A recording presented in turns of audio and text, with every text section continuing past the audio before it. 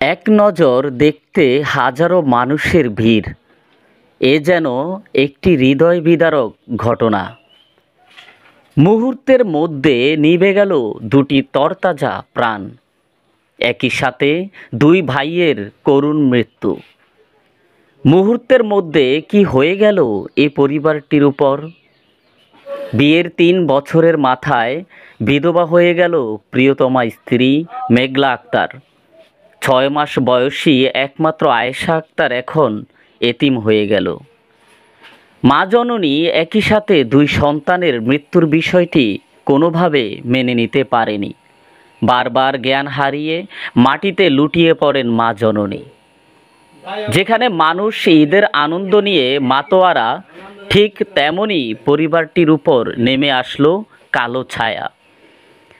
ফরিদগঞ্জে ঈদ উপলক্ষে শ্বশুরবাড়িতে বেড়াতে যাওয়ার পথে সড়ক দুর্ঘটনায় খুলনায় ২ ভাইয়ের করুণ মৃত্যু।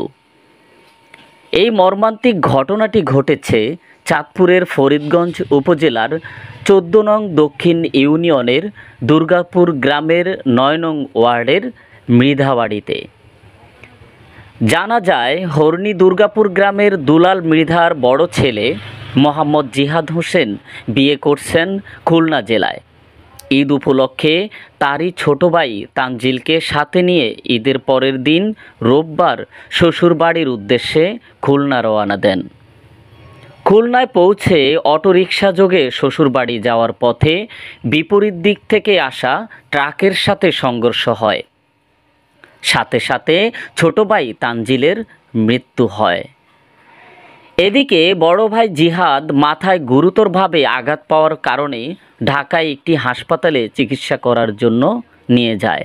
অবশেষে বড় ছেলে জিহাদ চিকিৎসা অবস্থায় মঙ্গলবার বিকেলে মৃত্যুর কোলে ঢলে পড়েন। এই ঘটনায় পুরো এলাকায় শোকের মাতম।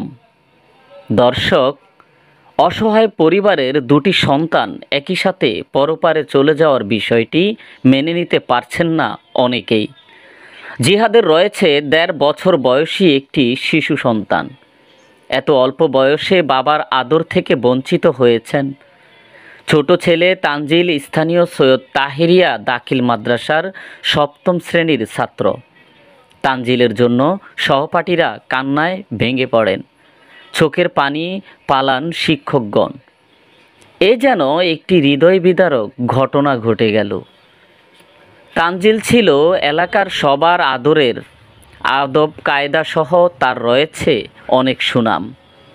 অবশেষে আল্লাহ পাক যেন এই পরিবারকে ধৈর্য ধরার তৌফিক দান করেন ও ২ ভাইকে শহীদের মর্যাদা দিয়ে জান্নাতের সুউচ্চ মাকাম দান করে।